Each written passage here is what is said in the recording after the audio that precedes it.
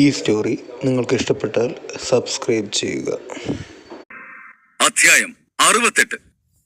ചേതൻ എക്സാമിന് വേണ്ടിയുള്ള എല്ലാ പുസ്തകങ്ങളും വായിച്ചു കഴിഞ്ഞ് തിരിഞ്ഞു നോക്കിയതും അവിടെ ശ്രുതിയെ കണ്ടു. എന്താ, ഞാൻ എവിടെയാണെന്നുള്ള അന്വേഷിക്കുകയാണോ? അവൾ പരിഹാസത്തോടെ ചോദിച്ചു. അത് കേട്ട് ചേതൻ അവളെ തുറിച്ചു നോക്കി. എന്താ തന്റെ പ്രശ്നം? ഒരു തവണ ഞാൻ പറഞ്ഞതാ, ഞാനിവിടെ എക്സാം എഴുതാനാണ് വന്നത്, അല്ലാതെ നിങ്ങളെ തിരക്കി വന്നതല്ല എന്ന്. വെറുതെ ഓരോന്ന് ചിന്തിച്ചു കൂട്ടി മനക്കോട്ട കെട്ടണ്ട, അവസാനം നിങ്ങൾക്ക് ദുഃഖിക്കേണ്ടി വരും. ചേതൻ അവളോട് പറഞ്ഞു. അഭിനയിക്ക്, ഈ അഭിനയൊക്കെ കുറച്ചു നേരം കൂടിയേ കാണും. ശ്രുതി പുച്ഛിച്ച് ചിരിച്ചുകൊണ്ട് മറുപടി കൊടുത്തു. ഇതേ സമയമാണ് ദേവ് അവിടേക്ക് വന്നത്. എന്താ മോനെ, നീ ഇതുവരെ പോയില്ലേ? എക്സാം തുടങ്ങാറായി, വേഗം ചെല്ല്. അയാൾ ചേതനോട് പറഞ്ഞു. ഓക്കെ സാർ, ഇപ്പോൾ പോകാം എന്ന് പറഞ്ഞ് ചേതൻ അവിടെ നിന്നും ധൃതിയിലിറങ്ങി. ശ്രുതി ഇതെല്ലാം കണ്ട് ചിരിച്ചു കൊണ്ടിരുന്നു. ചെല്ല്, പോയി 0 വാങ്ങിട്ടോ. ചേതന്റെ പോക്ക് കണ്ട് അവൾ മനസ്സിലോർത്തു. ചേതൻ ഓടി എക്സാം ഹാളിലേക്ക് കയറി. ആ ഹാൾ അത്ര വലുതായിരുന്നില്ല. അവിടെ മുന്നേ വന്ന കുറച്ചു പേർ അവരുടെ ഇരിപ്പിടത്തിൽ ഇരുന്നിരുന്നു. എല്ലാവരുടെ മുഖത്തും ടെൻഷൻ തെളിവായിരുന്നു. അവരെല്ലാം എക്സാം എന്താകുമെന്നുള്ള പേടിയിലായിരുന്നു. കുറച്ചു സമയത്തിനുള്ളിൽ തന്നെ അവിടേക്ക് ഒരാൾ കടന്നു വന്നു. അയാളുടെ നടപ്പിലും ഭാവത്തിലും തന്നെ അയാൾ ഇവിടുത്തെ വലിയ ആരോ ആണെന്നുള്ളത് മനസ്സിലായിരുന്നു. അയാൾ ഒരു ഇന്റർമീഡിയറ്റ് ലെവലിലെ ആൽക്കിമിസ്റ്റ് ആയിരുന്നു. ആൽക്കിമിസ്റ്റുകൾക്കിടയിലെ ഉയർന്ന പദവിയുള്ളവരിൽ ഒരാൾ. അയാളുടെ പേര് ജിജേഷ് എന്നായിരുന്നു. അയാളും അയാളുടെ സഹോദരൻ ജിനേഷും അവിടുത്തെ പേര് കേട്ട ആൽക്കിമിസ്റ്റുകളാണ്. അയാളെ കണ്ട ഉടനെ തന്നെ എക്സാം ഹാളിലുള്ളവർ പിറുപിറുക്കാൻ തുടങ്ങി. ഞാൻ ജിനേഷ് ആയിരിക്കും വരുന്നതെന്നാ കരുതിയത്, ജിജേഷ് ആണല്ലോ വരുന്നത്. ഇന്ന് നമ്മൾ തോറ്റത് തന്നെ. ജിനേഷ് ആയിരുന്നെങ്കിൽ കുഴപ്പമില്ലായിരുന്നു, ജിജേഷ് വളരെ സ്ട്രിക്റ്റ് അല്ലേ? പരീക്ഷ എഴുതാൻ വന്നവർ തമ്മിൽ പറഞ്ഞു. നിങ്ങൾ എല്ലാവരും നന്നായി പ്രിപ്പയർ ചെയ്ത് തന്നെയായിരിക്കുമല്ലോ ഇവിടെ വന്നിട്ടുണ്ടാവുക. എന്തായാലും എല്ലാവരും നല്ല വിജയം കരസ്ഥമാക്കുമെന്ന് ഞാൻ വിചാരിക്കുന്നു, ജിജേഷ് അവരോട് പറഞ്ഞു. അതിന് അവിടെയുള്ളവർ അല്പം മടിയോടെ പതിഞ്ഞ ശബ്ദത്തിൽ യെസ് എന്ന് പറഞ്ഞു. അവർക്കാർക്കും ജയിക്കുമെന്നുള്ള വിശ്വാസം തന്നെ ഇല്ലാത്തതുപോലെയാണ് പെരുമാറിയിരുന്നത്. ആദ്യം ഞാൻ എല്ലാവരോടും ഈ എക്സാമിന്റെ റൂൾസിനെ കുറിച്ച് പറയാം. ആരും കള്ളത്തരം കാണിച്ച് ജയിക്കാമെന്ന് കരുതണ്ട. അറിയാലോ, പിടിച്ചു കഴിഞ്ഞാൽ നിങ്ങൾക്ക് പിന്നെ ഒരിക്കലും ഈ എക്സാം അറ്റൻഡ് ചെയ്യാൻ കഴിയില്ല. അയാൾ പറഞ്ഞതും അവിടെ ഉണ്ടായിരുന്നവരെല്ലാം അറിയുമെന്ന അർത്ഥത്തിൽ തലയാട്ടി. അത് കണ്ട് ജിജേഷ് വീണ്ടും തുടർന്നു. അപ്പോ റൂൾസിനെ കുറിച്ച് പറഞ്ഞു കഴിഞ്ഞ സ്ഥിതിക്ക് ഇനി എക്സാമിനെ കുറിച്ച് പറയാം. എക്സാം 3 ഘട്ടങ്ങളായാണ് നടക്കുന്നത്. ആദ്യത്തേതിൽ ഔഷധ സസ്യങ്ങളെ കുറിച്ചുള്ള ചോദ്യങ്ങളായിരിക്കും. അതിൽ 90% മാർക്ക് വാങ്ങിയാൽ മാത്രമേ നിങ്ങൾ ജയിക്കുകയുള്ളൂ. രണ്ടാമത്തെ ഘട്ടത്തിൽ നിങ്ങൾക്ക് ഞങ്ങൾ കുറച്ച് സസ്യങ്ങൾ കൈമാറും. അവ ഏതാണെന്ന് തിരിച്ചറിഞ്ഞ് അതിന്റെ പേരും അതിന്റെ ഗുണങ്ങളും അത് ഉപയോഗിക്കുന്നത് എന്തിനാണെന്നുമുള്ള കാര്യങ്ങൾ നിങ്ങൾ എഴുതണം. പക്ഷെ ഈ ഘട്ടത്തിൽ ജയിക്കണമെങ്കിൽ നിങ്ങൾ എല്ലാ ചോദ്യങ്ങൾക്കും ഉത്തരം നൽകിയിട്ടുണ്ടാവണം. മൂന്നാമത്തെ ഘട്ടത്തിൽ നിങ്ങളുടെ ഡോൺ ലെവൽ ഏതാണെന്നുള്ളത് ടെസ്റ്റ് ചെയ്യും. നിങ്ങളുടെ ഡോൺ ലെവൽ കുറഞ്ഞത് ഡോൺ 3 എങ്കിലും ആയിരിക്കണം. ആൽക്കിമിസ്റ്റുകൾക്ക് ചില കഠിനമായ കാര്യങ്ങൾ ചെയ്യേണ്ടി വരും. അതിന് ശക്തി ആവശ്യമാണ്. അതുമല്ല, അവർക്ക് മാത്രമേ സസ്യങ്ങളെ വേഗത്തിൽ തിരിച്ചറിയാനും കഴിയുകയുള്ളൂ. ജിജേഷ് എക്സാമിന്റെ ഘട്ടങ്ങളെക്കുറിച്ച് അവർക്ക് പറഞ്ഞു കൊടുത്തു. എക്സാം വർഷങ്ങളായി അറ്റൻഡ് ചെയ്തുകൊണ്ടിരിക്കുന്നവർക്ക് ഈ റൂൾസിനെ കുറിച്ച് എല്ലാം നേരത്തെ തന്നെ അറിയാം. ഇതിനെക്കുറിച്ച് ഒന്നും അറിയാത്തതായുള്ളത് ചേതൻ മാത്രമാണ്. എല്ലാവർക്കും ഇപ്പോൾ റൂൾസ് എന്താണെന്നറിയാം. അതുകൊണ്ട് കള്ളത്തരമൊന്നും കാണിക്കാതെ തന്നെ എക്സാം എഴുതണം. ഓക്കെ, നമുക്ക് ആദ്യത്തെ ഘട്ടം തുടങ്ങാം. നിങ്ങൾക്ക് 2 മണിക്കൂർ സമയം തരും. അതിനുള്ളിൽ എഴുതി തീർക്കണം. അപ്പോ തുടങ്ങിയാലോ എന്ന് ജിജേഷ് ഗാംഭീര്യത്തോടെ ചോദിച്ചതും അവിടെയുള്ളവരെല്ലാം അയാളെ ഭയത്തോടെ നോക്കി. ചോദ്യപേപ്പർ കണ്ട ചേതൻ ആകെയൊന്നും ഞെട്ടി. അതൊരു കെട്ടി പേപ്പർ തന്നെ ഉണ്ടായിരുന്നു. ഒരുപാട് പേജുകൾ അടങ്ങുന്ന ഒരു ഷീറ്റായിരുന്നു ആ ചോദ്യപേപ്പർ. അതിൽ ഒരുപാട് ചോദ്യങ്ങളും ഉണ്ടായിരുന്നു. വെറും 2 മണിക്കൂർ കൊണ്ട് അവയെല്ലാം എഴുതി തീർക്കാൻ കഴിയുമോ എന്ന് ചേതൻ സംശയിച്ചു. പിന്നെ തന്റെ കൂടെ മാന്ത്രിക ലൈബ്രറി ഉണ്ടല്ലോ എന്നുള്ള ധൈര്യത്തിൽ അവനൊന്ന് നെടുവീർപ്പിട്ടു. എല്ലാവർക്കും ചോദ്യപേപ്പർ കൊടുത്തു കഴിഞ്ഞതും ജിജേഷ് റൂമിന്റെ ഒരു കോണിലായി പോയിരുന്നു. ആ ഒരു കോണിലിരുന്നാൽ ആ മുറിയിലെ എല്ലാവരെയും അയാൾക്ക് കാണാൻ സാധിക്കുമായിരുന്നു.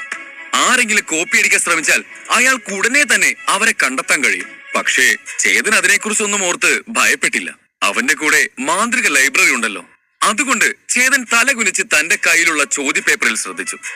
ഓരോ ചോദ്യങ്ങൾ വായിക്കുമ്പോഴും അവനുള്ളിലെ മാന്ത്രിക ലൈബ്രറിയിൽ നിന്ന് പല പുസ്തകങ്ങൾ മുന്നിലേക്ക് വന്ന് അതിൽ നിന്നും ശരിയായ ഉത്തരമുള്ള പുസ്തകം മാത്രം തിരഞ്ഞെടുക്കപ്പെടുമായിരുന്നു. ചോദ്യപേപ്പറിൽ മുഴുവനും വിചിത്രമായ ചോദ്യങ്ങളായിരിക്കുമെന്നാണ് ശ്രുതി പറഞ്ഞത്.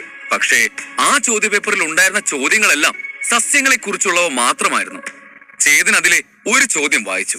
പച്ച ഇലകളുള്ള പുല്ലുകളും ഗ്രേ ഫിംഗർ ഗ്രാസ് എന്നറിയപ്പെടുന്ന പുല്ലും തമ്മിൽ എങ്ങനെ തിരിച്ചറിയാം എന്നായിരുന്നു ആദ്യത്തെ ചോദ്യം. ചേതൻ അത് വായിച്ച് മനസ്സിൽ സെർച്ച് എന്ന് പറഞ്ഞതും ആ ചോദ്യത്തിനുള്ള ഉത്തരം അവന്റെ ഉള്ളിലെ മാന്ത്രിക ലൈബ്രറി അവന് പറഞ്ഞു കൊടുത്തു. അവൻ ആ ഉത്തരം എഴുതി അടുത്ത ചോദ്യത്തിലേക്ക് കടന്നു. ചേതൻ വേഗം തന്നെ ഒരു പേപ്പറിൽ ഉത്തരങ്ങൾ മുഴുവൻ എഴുതി കഴിഞ്ഞിരുന്നു.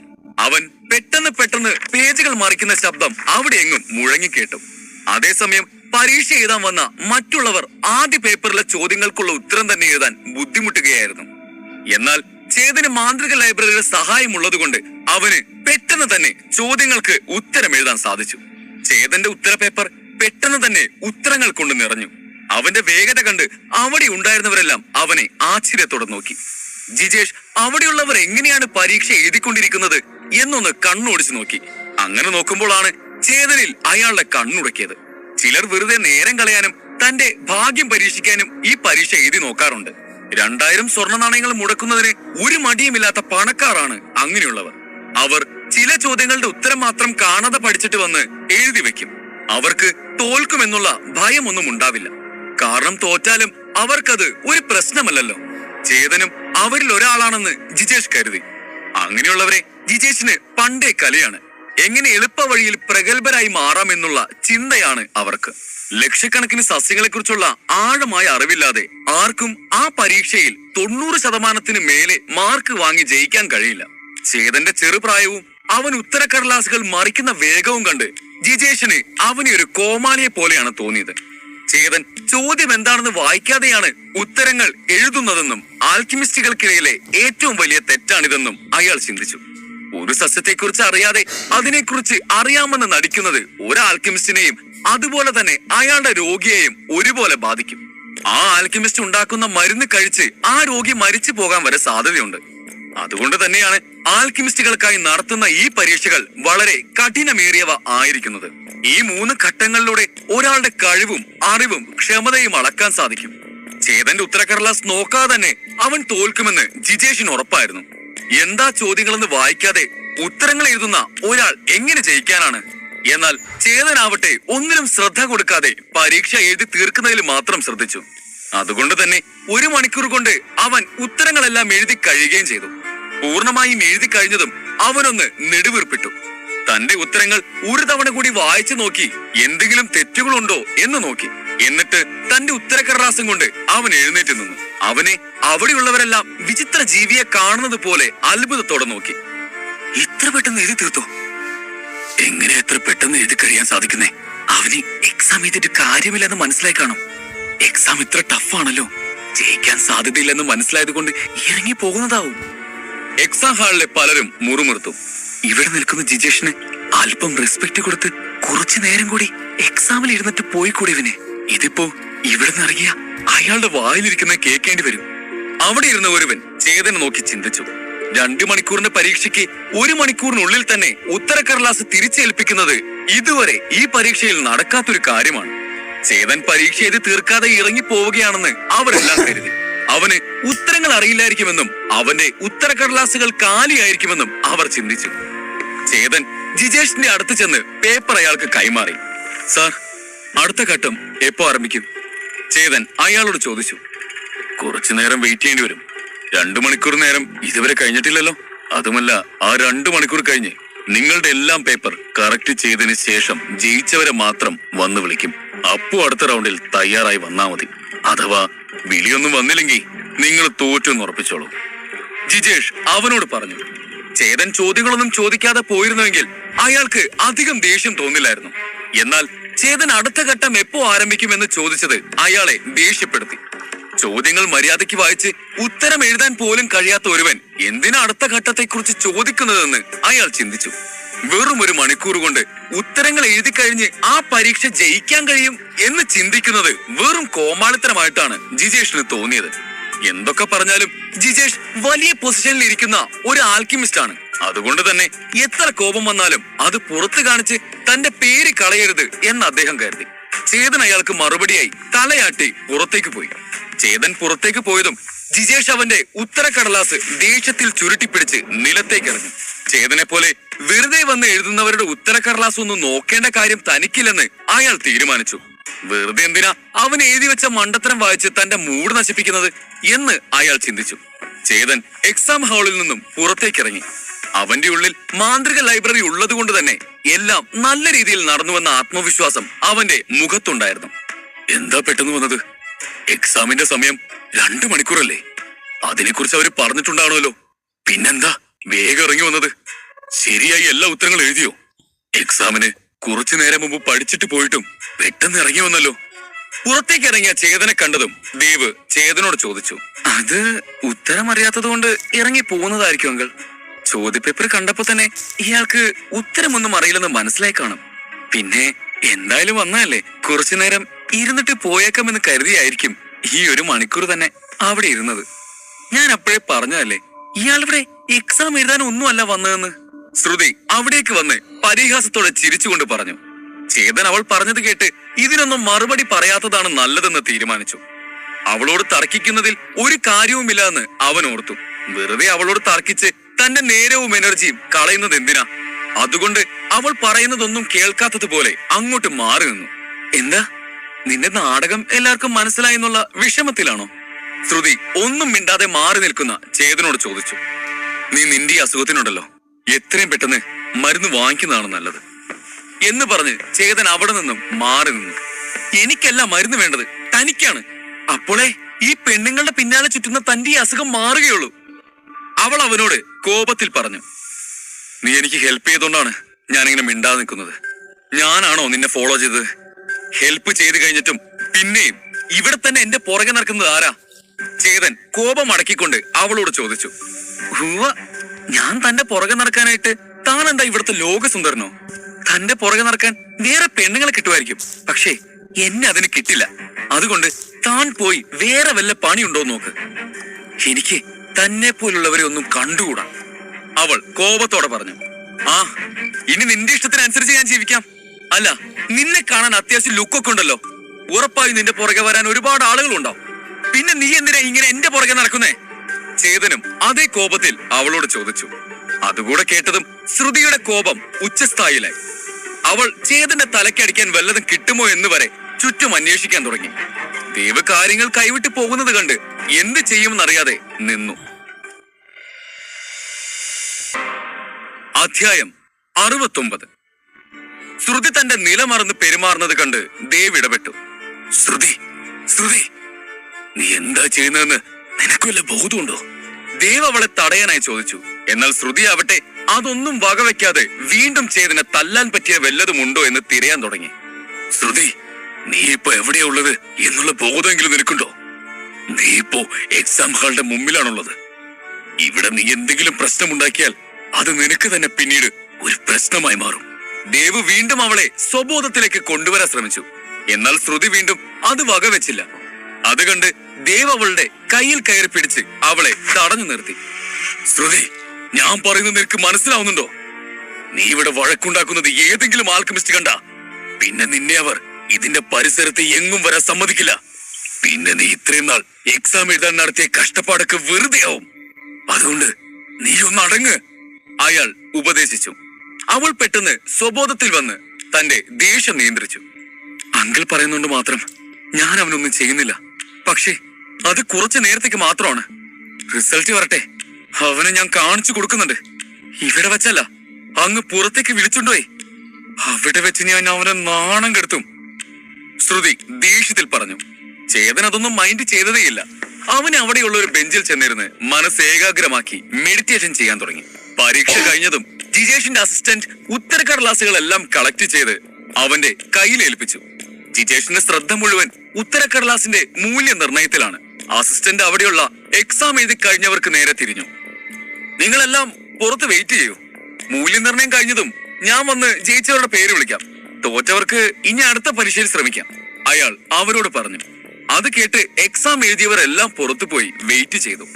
ജിജേഷ് ഓരോരുത്തരുടെയും ഉത്തരക്കടലാസുകൾ നോക്കാൻ തുടങ്ങി. അവ വായിക്കുന്തോറും അയാളുടെ കോപം വർദ്ധിച്ചു കൊണ്ടിരുന്നു. അവൻ അവസാന പേപ്പർ നോക്കിക്കഴിഞ്ഞതും ഒരാൾ ആ മുറിയിലേക്ക് കടന്നു വന്നു. ജിജേഷ്, എന്താ അവസ്ഥ? ഇത്തവണയെങ്കിലും ആരെങ്കിലുമൊക്കെ പാസ്സായിട്ടുണ്ടോ? ഈ ചോദ്യം ചോദിച്ചുകൊണ്ട് അവിടേക്ക് വന്നത് മറ്റാരുമല്ല, ജിജേഷിന്റെ സഹോദരൻ ജിനേഷ് ആയിരുന്നു. പാസ്സാവാനോ? എല്ലാം വേസ്റ്റാ. ഓരോ പേപ്പർ കാണുന്നതോറും ദേഷ്യമാണ് വരുന്നത്. ഇവരൊക്കെ എന്തിനാ എക്സാം എഴുതാൻ വരുന്നതെന്ന് തന്നെ എനിക്കറിയില്ല. എന്തൊക്കെ പൊട്ടത്തരമാണ് എഴുതി കൂട്ടി വെച്ചിരിക്കുന്നത്. ഇത് ശരിയാക്കാൻ എന്തെങ്കിലും ഒരു വഴി നോക്കണം. ഇല്ലെങ്കിൽ നമുക്ക് തന്നെയാണ് ചീത്തപ്പേര്. എവിടെ, ഞാനും നോക്കട്ടെ എന്ന് പറഞ്ഞ് ജിനേഷ് ആ ഉത്തരക്കടലാസുകൾ വാങ്ങി വായിച്ചു നോക്കാൻ തുടങ്ങി. അത് വായിച്ച ജിനേഷും ആകെ ദുഃഖത്തിലായി. അവരുടെ അഭിപ്രായത്തിൽ ചോദ്യപേപ്പർ അത്ര കഠിനമായതൊന്നും ആയിരുന്നില്ല. എന്നാൽ എല്ലാവരും എഴുതി വെച്ചിരിക്കുന്ന ഉത്തരമോ യാതൊരു ബന്ധവുമില്ലാത്ത കുറെ പൊട്ടത്തരങ്ങളും. സസ്യങ്ങളുടെ പേര് പോലും ഒറ്റൊന്നിനറിയില്ല. അങ്ങനെയുള്ളവരെ ആൽക്കമിസ്റ്റ് ആക്കിയാൽ ആൽക്കമി യൂണിയന്റെ പേര് അതോടെ കപ്പലേറും. നിഖിൽ എത്ര നോക്കിയിട്ടും അതിൽ നിന്നും ഒരു ശരിയായ ഉത്തരം പോലും കണ്ടെത്താൻ കഴിഞ്ഞില്ല. അത് മാത്രവുമല്ല, അയാൾ ഇപ്പോൾ തന്നെ 7-8 ഉത്തരക്കടലാസുകൾ നോക്കി കഴിഞ്ഞിരുന്നു. അങ്ങനെ ഇരിക്കുമ്പോഴാണ് നിലത്ത് കിടക്കുന്ന ഉത്തരക്കടലാസ് ജിനേഷ് കണ്ടത്. ഈ പേപ്പർ എന്താ നിലത്ത് കിടക്കുന്നത്? ജിജേഷിനോട് ജിനേഷ് ചോദിച്ചു. എന്നിട്ട് അയാൾ ആ ഉത്തരക്കടലാസ് കയ്യിലെടുത്തു. ജിജേഷ്, ഇതെന്താ ചുളുങ്ങിയിരിക്കുന്നത്? നീ ഇത് കറക്റ്റ് ചെയ്തില്ലേ? ജിനേഷ് വീണ്ടും ചോദിച്ചു. ആ പേപ്പർ മാത്രം ദയവ് ചെയ്ത് എന്റെ മുന്നിലേക്ക് കൊണ്ടുവരരുത്. ഇവിടെ ഇരിക്കുന്ന പേപ്പറിൽ ഉള്ളതിനേക്കാൾ വലിയ മണ്ടത്തിലായിരിക്കും അതിൽ കാണുക. പേപ്പർ എഴുതിയവന്റെ കളി കണ്ടപ്പോ ജയിക്കാൻ ഒരു ചാൻസ് ഇല്ലെന്ന് മനസ്സിലായതുകൊണ്ടാണ് അത് വായിച്ചു പോലും നോക്കാതെ ഞാനെടുത്ത് ദൂരെ കളഞ്ഞത്. അത് നോക്കിയാ എന്റെ ദേഷ്യം ഇനിയും കൂടുകയുള്ളൂ, ജിജേഷ് പറഞ്ഞു. ചേതൻ 1 മണിക്കൂർ കൊണ്ട് എക്സാം എഴുതി പേപ്പർ കൊടുത്തത് കൊണ്ട് ചേതൻ വെറുതെ ഭാഗ്യം പരീക്ഷിക്കാൻ എഴുതിയ ആളാണെന്നുള്ള തെറ്റിദ്ധാരണ ഉണ്ടായി. അതെന്താ, അതിന് മാത്രം ഇവിടെ എന്താ ഉണ്ടായത്? ജിനേഷ് ചോദിച്ചു. 2 മണിക്കൂർ തികച്ച എക്സാം എഴുതിയവരുടെ അവസ്ഥ ഇതാണ്. അപ്പോൾ ഒരുത്തൻ 1 മണിക്കൂറിൽ എഴുതി തീർത്തിട്ട് പോയത്. അതുമാത്രവും പോകുന്നതിന് മുമ്പ് അടുത്ത ഘട്ടം എപ്പോ തുടങ്ങും എന്നൊരു ചോദ്യം. അത് കേട്ടപ്പോ തന്നെ എനിക്ക് അരിശം വന്നു, ജിജേഷ് പറഞ്ഞു. ജിജേഷിന്റെ കോപത്തിനും ഒരു കാര്യമുണ്ടായിരുന്നു. കഴിഞ്ഞ 2 പരീക്ഷകളിലും 3-4 പേർക്ക് മാത്രമേ വിജയിക്കാൻ സാധിച്ചുള്ളൂ. അങ്ങനെയുള്ളപ്പോൾ 1 മണിക്കൂർ കൊണ്ട് എഴുതിയവന്റെ ഉത്തരക്കടലാസ് എങ്ങനെയായിരിക്കുമെന്ന് ഊഹിക്കാമല്ലോ. എന്ത്, 1 മണിക്കൂർ നേരം കൊണ്ട് എക്സാം എഴുതി കഴിഞ്ഞെന്നോ? അപ്പോ എന്താ ഇതിൽ എഴുതിയിരിക്കുന്നതെന്ന് ഞാനും ഒന്ന് നോക്കട്ടെ, ജിനേഷ് ചിരിച്ചുകൊണ്ട് പറഞ്ഞു. ഉത്തരങ്ങൾ വായിക്കാൻ തുടങ്ങിയതും ജിനേഷിന്റെ കണ്ണുകൾ മിഴിഞ്ഞു വന്നു. അയാളുടെ മുഖത്ത് ഞെട്ടൽ തെളിവായി തന്നെ കാണാമായിരുന്നു. ജിജേഷ്, ഇത് ശരിക്കും 1 മണിക്കൂർ കൊണ്ട് എഴുതിയ പേപ്പർ തന്നെയാണോ? അയാൾ കേട്ടത് വിശ്വസിക്കാനാവാതെ ചോദിച്ചു. എന്തേ, അതിലുള്ള ഉത്തരങ്ങൾ അത്ര മോശമാണോ? വെറുതെ നോക്കിയിരുന്ന സമയം കളയാതെ അതൊന്ന് മാറ്റിവെക്കി. അവൻ നമ്മുടെ സമയം കളയണമെന്ന് കരുതിക്കൂട്ടി തന്നെ വന്നതാണെന്ന് തോന്നുന്നു. ജിനേഷിന്റെ മുഖഭാവമൊക്കെ കണ്ട് ജിജേഷ് ചിരിച്ചുകൊണ്ട് ചോദിച്ചു. ജിജേഷ്, നീ വിചാരിക്കുന്നത് പോലെയല്ല. ദേ, നീ ഇതൊന്ന് നോക്ക്. ജിനേഷ് ആ ഉത്തരക്കടലാസുകൾ ജിജേഷിന് നേരെ നീട്ടി. എന്തു നോക്കാനാ, എങ്ങനെ നോക്കിയാലും അവൻ ഫെയിലാവും, അതെനിക്ക് ഉറപ്പാ എന്ന് പറഞ്ഞ് ജിജേഷ് ആ പേപ്പർ വാങ്ങി വായിക്കാൻ തുടങ്ങി. ഉത്തരങ്ങൾ വായിച്ചു തുടങ്ങിയതും അയാളുടെ കണ്ണുകൾ മിഴിഞ്ഞു വന്നു. അയാൾ ചേതന്റെ ബാക്കിയുള്ള ഉത്തരക്കടലാസുകളും മറച്ചു നോക്കി. അത് കണ്ടതും അയാളുടെ കണ്ണ് ഇപ്പോൾ താഴെ വീഴുമെന്ന അവസ്ഥയിലായി. അയാൾ വേഗത്തിൽ തന്നെ എല്ലാ ഉത്തരങ്ങളും വായിച്ചു. അതെല്ലാം വായിച്ചു കഴിഞ്ഞതും അയാൾ എന്തോ ചിന്തിച്ച് നിലത്തേക്ക് നോക്കി നിന്നു. ഇതെങ്ങനെ സാധിക്കും? ഇതിലെന്തോ തെറ്റ് സംഭവിച്ചിട്ടുണ്ട്, ജിജേഷ് പറഞ്ഞു. ഇല്ല, ഇതിലൊരു തെറ്റുമില്ല. നമ്മൾ ഇരുവരും മനഃപൂർവ്വം തന്നെ തയ്യാറാക്കിയ ടഫ് ക്വസ്റ്റ്യൻസ് ആയിരുന്നു ഈ എക്സാമിന്. അങ്ങനെയുള്ളപ്പോ ഇതിലെങ്ങനെ തെറ്റ് വരും? അത് മാത്രമല്ല, ഇത്തവണ ഒരു റിപ്പീറ്റഡ് ക്വസ്റ്റ്യൻ പോലും ചോദിച്ചിട്ടില്ല, ജിനേഷ് പറഞ്ഞു. വളരെ കഠിനമായ ചോദ്യങ്ങളായിരുന്നു അവർ ഇത്തവണ ചോദിച്ചിരുന്നത്. അതും പേര് കേട്ട ആൽക്കിമിസ്റ്റുകൾക്ക് പോലും ഒന്ന് ആലോചിക്കാതെ ഉത്തരം പറയാൻ പറ്റാത്ത ചോദ്യങ്ങൾ. എന്തിന്, ചില ആൽക്കിമിസ്റ്റുകൾക്ക് ബുക്ക് നോക്കിയാൽ മാത്രം പറയാൻ പറ്റുന്നവ. അങ്ങനെയുള്ളപ്പോൾ ആ ചോദ്യങ്ങളുടെ ഉത്തരങ്ങൾ എങ്ങനെയാണ് ഒരു തെറ്റുമില്ലാതെ 1 മണിക്കൂർ കൊണ്ട് എഴുതി തീർക്കുക? ജിജേഷ് സംശയിച്ചു. ചേതന്റെ ഉത്തരക്കടലാസിൽ ഉത്തരങ്ങൾ മാത്രമല്ല, എഴുത്തിന്റെ ശൈലിയും വളരെ നല്ലതായിരുന്നു. ഇന്നേ വരെയുള്ള ആൽക്കമി എക്സാമിൽ ചേതനെ പോലെ ഒരാൾ പങ്കെടുത്തിട്ടില്ല. അത്രയും നല്ല ഉത്തരക്കടലാസ് ആണല്ലോ താൻ വലിച്ചെറിഞ്ഞത് എന്നോർത്ത് അയാൾക്ക് നാണക്കേട് തോന്നി. ജിജേഷ് സ്ട്രിക്റ്റ് ആണെങ്കിലും എപ്പോഴും ശരിയായ തീരുമാനങ്ങൾ എടുക്കുന്ന ഒരാളായാണ് എല്ലാവരും കണ്ടിരുന്നത്. എന്നാൽ ഇന്നത്തെ അയാളുടെ പ്രവൃത്തി അതിന് കളങ്കം വരുത്തുന്ന വിധത്തിലായിരുന്നു. എങ്കിലും അയാളെ തെറ്റ് പറയാൻ പറ്റില്ലല്ലോ. എങ്ങനെയാണ് ഒരാൾക്ക് ഇത്രയും കഠിനമായ പരീക്ഷ 1 മണിക്കൂർ കൊണ്ട് എഴുതി തീർക്കാൻ കഴിയുക? ചേതൻ അത് എങ്ങനെയായിരിക്കും ചെയ്തിട്ടുണ്ടാവുക? ജിജേഷ് ചിന്തിച്ചു. ആ ചോദ്യപേപ്പർ തയ്യാറാക്കിയ അവർക്ക് രണ്ടുപേർക്കും തന്നെ ഇത്രയും വേഗത്തിൽ ആ ചോദ്യങ്ങൾക്ക് ഉത്തരം എഴുതാൻ കഴിയില്ല. അപ്പോൾ എങ്ങനെയാണ് ചേതൻ അത് ചെയ്തത്? ഇങ്ങനെ ഉത്തരം എഴുതണമെങ്കിൽ അവന് ഇവരെക്കാളും അറിവുണ്ടാകണമല്ലോ. അവർ ഇരുവരും ചിന്തിച്ചു. ഞാൻ ചെയ്തത് വലിയൊരു തെറ്റാ. എന്നേക്കാൾ അറിവുള്ള ഒരാളെയാണ് ഞാൻ തെറ്റിദ്ധരിച്ചത്, ജിജേഷ് പറഞ്ഞു. ചേതൻ കുറച്ചു നേരത്തെ മെഡിറ്റേഷന് ശേഷം തന്റെ കണ്ണു തുറന്നു. സസ്യങ്ങളെ കുറിച്ചുള്ള അവന്റെ അറിവ് ഇപ്പോൾ ദൃഢമായിരുന്നു. ആ ലൈബ്രറിയിൽ വെച്ച് വായിച്ച പുസ്തകങ്ങളുടെ തെറ്റുകൾ കണ്ടെത്തി അവ തിരുത്തി ശരിയായ മാർഗം കണ്ടെത്തിയിരുന്നു. മാന്ത്രിക ലൈബ്രറിക്ക് ചേതൻ വായിക്കുന്നതെല്ലാം അതേപടി പകർത്തിയെടുക്കാൻ മാത്രമല്ല, ആ പകർത്തിയെടുത്തതിൽ വല്ല തെറ്റുകളുണ്ടെങ്കിൽ അത് തിരുത്താനുമുള്ള കഴിവുണ്ടായിരുന്നു. ചേതൻ ഒന്ന് നെടുവീർപ്പെട്ടു. അപ്പോൾ അവിടെ ഒരു കാലടി ശബ്ദം മുഴങ്ങിക്കേട്ടു. ആ ശബ്ദം കേട്ട് പരീക്ഷ എഴുതാൻ വന്നവരെല്ലാം ആരാണ് ആ വരുന്നത് എന്നുള്ളത് നോക്കി. ആ വന്നത് ജിജേഷിന്റെ അസിസ്റ്റന്റ് ആയിരുന്നു. അത് ജിജേഷിന്റെ അസിസ്റ്റന്റ് അല്ലേ? റിസൾട്ട് പറയാൻ വന്നതായിരിക്കും. ദൈവമേ, ഇത്തവണയെങ്കിലും ഞാനൊന്ന് ജയിച്ചാൽ മതിയായിരുന്നു, അവിടെ നിന്നിരുന്ന പരീക്ഷ എഴുതിയവരിൽ ഒരാൾ പറഞ്ഞു. അവരെല്ലാം അസിസ്റ്റന്റിനെ കണ്ട് എഴുന്നേറ്റ് നിന്നിരുന്നു. കേട്ടോ, റിസൾട്ട് വരാൻ പോകുവാണെന്ന്. ഇത്രയും നേരം എക്സാം എഴുതാൻ വന്നതാണെന്ന് കള്ളം പറഞ്ഞുകൊണ്ടിരുന്നതല്ലേ? ഇനി കാണാം താൻ എന്ത് പറയൂന്ന്. ശ്രുതി അവന്റെ അടുത്ത് വന്ന് ഉച്ചത്തോടെ പറഞ്ഞു. എന്നിട്ട് അവൾ മറ്റുള്ളവരെ പോലെ എഴുന്നേറ്റ് നിന്നു. എന്നാൽ ചേതൻ അവൾ പറഞ്ഞതൊന്നും കാര്യമാക്കാനേ പോയില്ല. കാരണം അവൻ ഉറപ്പാണല്ലോ അവൻ ജയിക്കുമെന്നുള്ളത്. എന്തൊക്കെ സംഭവിച്ചാലും മുഖത്തെ ആ വലിയ ആളുടെ പോലുള്ള ഭാവം മാത്രം മാറ്റരുത്. ഇതൊക്കെ എവിടുന്ന് കുറ്റിയും പറിച്ചു വരുന്നു? ശ്രുതി ചിന്തിച്ചു. റിസൾട്ട് പറയാൻ അസിസ്റ്റന്റ് കയ്യിലിരുന്ന പേപ്പർ തുറന്നു. ആദ്യത്തെ റൗണ്ടിൽ 3 പേര് ജയിച്ചിട്ടുണ്ട്. അതിലൊരാളുടെ പേര് അമർ. അയാളുടെ മാർക്ക് 91 എന്ന് പറഞ്ഞു. എന്ത്? ഞാൻ പാസ്സായിരുന്നു?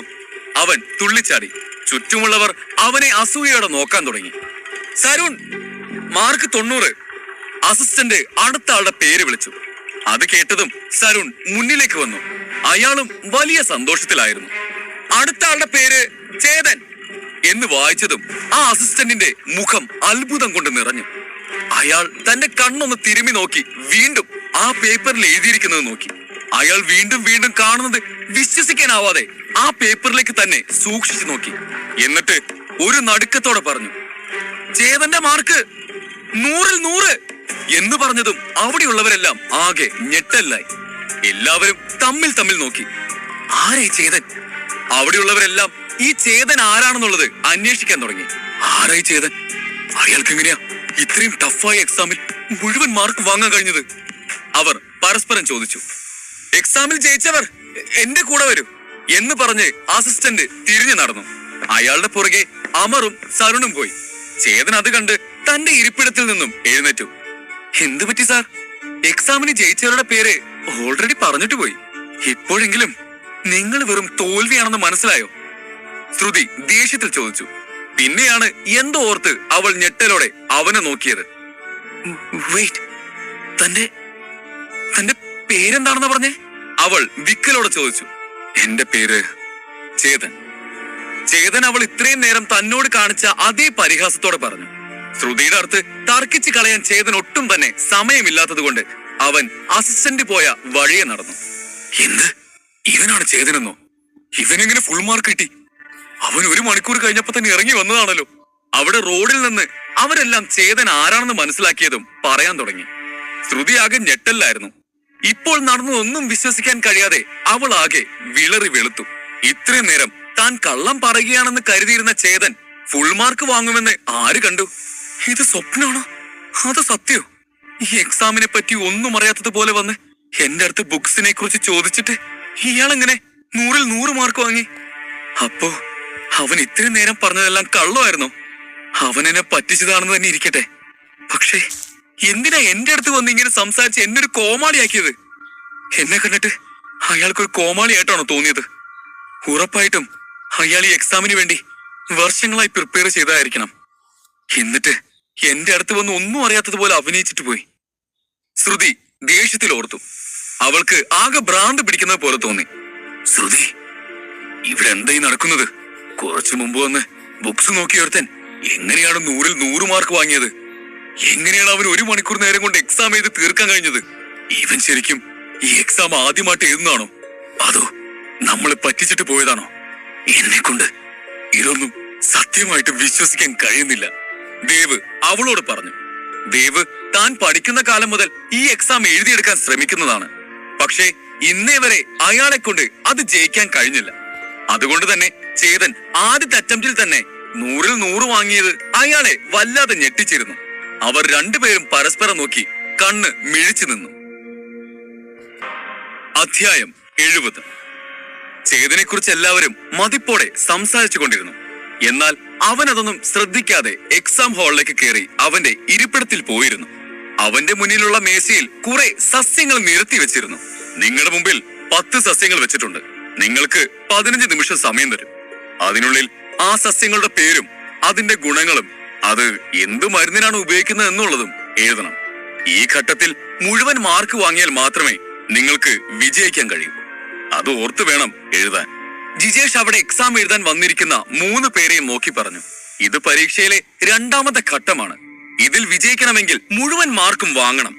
ഇതിൽ ഒരു സസ്യത്തെക്കുറിച്ച് പോലും തെറ്റായി എഴുതിയാൽ അയാൾ ഈ ഘട്ടത്തിൽ തോൽക്കും.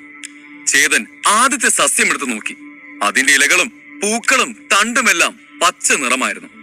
അത് കയ്യിലെടുത്തതും ചേതന്റെ ഉള്ളിലെ മാന്ത്രിക ലൈബ്രറി തുറന്നു വന്നു. അതിൽ നിന്നും ഒരു പുസ്തകം അവന്റെ മുൻപിലേക്ക് വന്നു. Green root grass.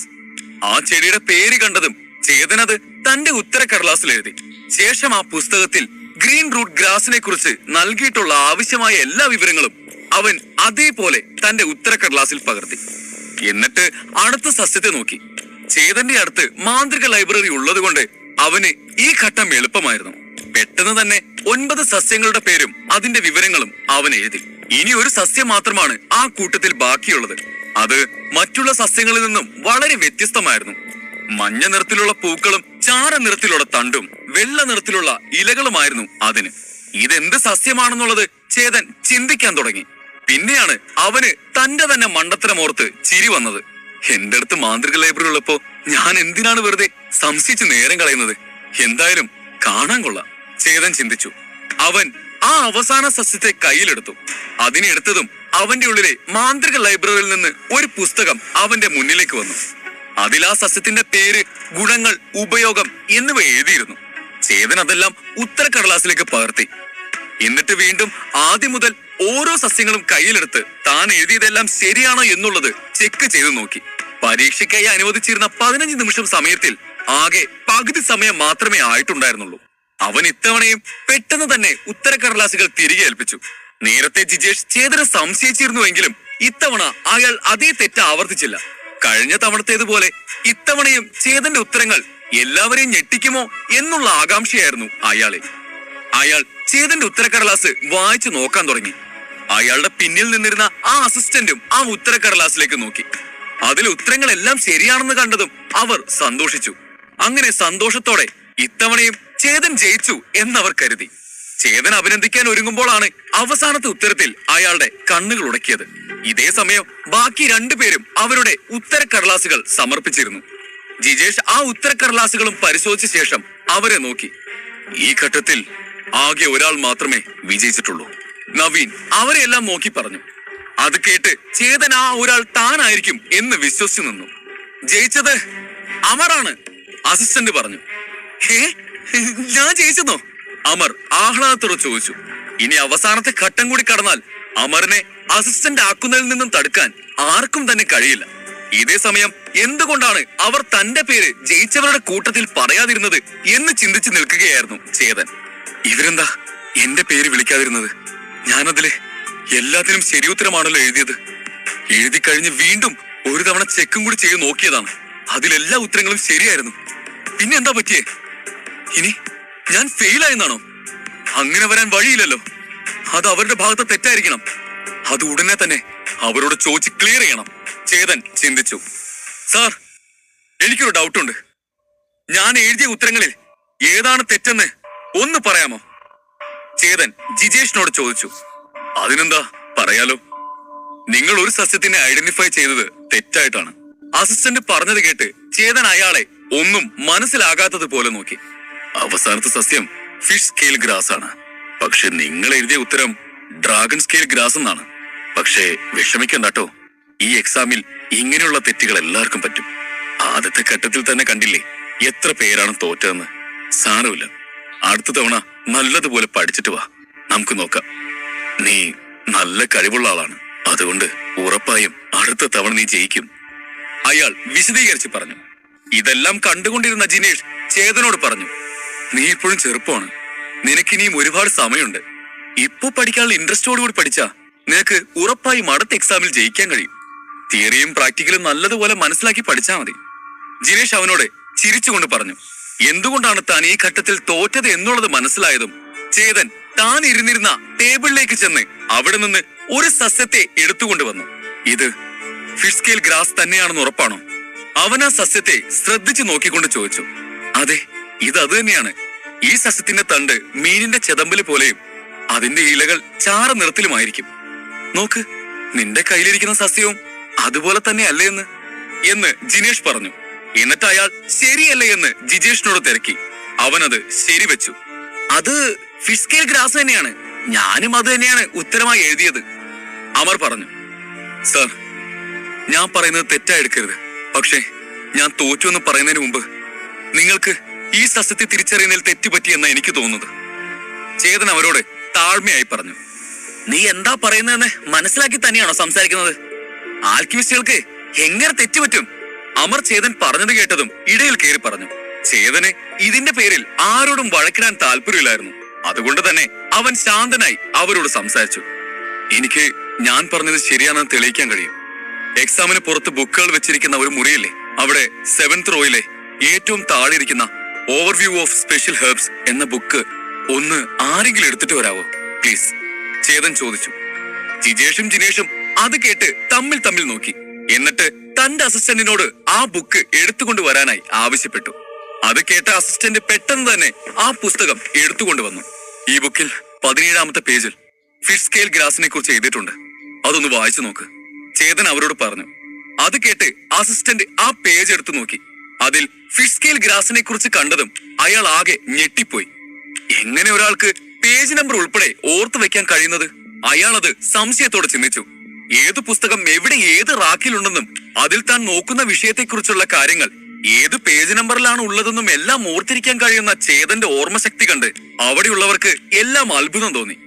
ചേതൻ പറഞ്ഞ പുസ്തകത്തിൽ ആ സസ്യത്തെക്കുറിച്ചുള്ള ഭാഗം അസിസ്റ്റന്റ് ഉച്ചത്തിൽ വായിച്ചു. അതിൽ എഴുതിയിരിക്കുന്നത് അനുസരിച്ച് ഇത് ചെളി നിറഞ്ഞെടുത്ത് വളരുന്നൊരു സസ്യമാണ്. മീനിന്റെ ചിതമ്പൽ പോലെ കാണപ്പെടുന്ന അതിന്റെ തണ്ട് കാരണമാണ് അതിന് ഈ പേരിട്ടിരിക്കുന്നത്. ചാര നിറത്തിലെ ഇലകളാണ് അതിനെങ്കിലും അതിൽ വെള്ള നിറത്തിലെ ചെറിയ കുത്തുകൾ ഉണ്ടാവും. അങ്ങനെ ആ സസ്യം കാഴ്ചയിൽ എങ്ങനെയാണ് എന്നുള്ളതിനെ കുറിച്ച് വായിച്ചു കൊണ്ടിരുന്ന അസിസ്റ്റന്റിന്റെ ശബ്ദം കുറഞ്ഞു വന്നു. അത് വേറൊന്നും കൊണ്ടല്ല, പരീക്ഷയ്ക്കായി അവർ കൊണ്ടുവന്ന സസ്യത്തിനും ആ പുസ്തകത്തിലുള്ള ഫിഷ് സ്കെയിൽ ഗ്രാസും തമ്മിൽ ഒരുപാട് വ്യത്യാസങ്ങൾ ഉണ്ടായിരുന്നു. ചേതൻ തന്റെ കയ്യിലിരിക്കുന്ന സസ്യത്തെ എല്ലാവരെയും കാണിച്ചുകൊണ്ട് പറഞ്ഞു. ഫിഷ് സ്കെയിൽ ഗ്രാസിന്റെ ഇലകളിൽ ചെറിയ വെളുത്ത കുത്തുകൾ ഉണ്ടാവും, പക്ഷേ ഇതിലങ്ങനെയില്ല. അതുകൊണ്ട് ഇത് വേറെ സസ്യമാണ്. അങ്ങനെ ആ സസ്യങ്ങൾ തമ്മിലുള്ള വ്യത്യാസങ്ങൾ ഓരോന്നായി ചേതൻ അവരോട് പറഞ്ഞു.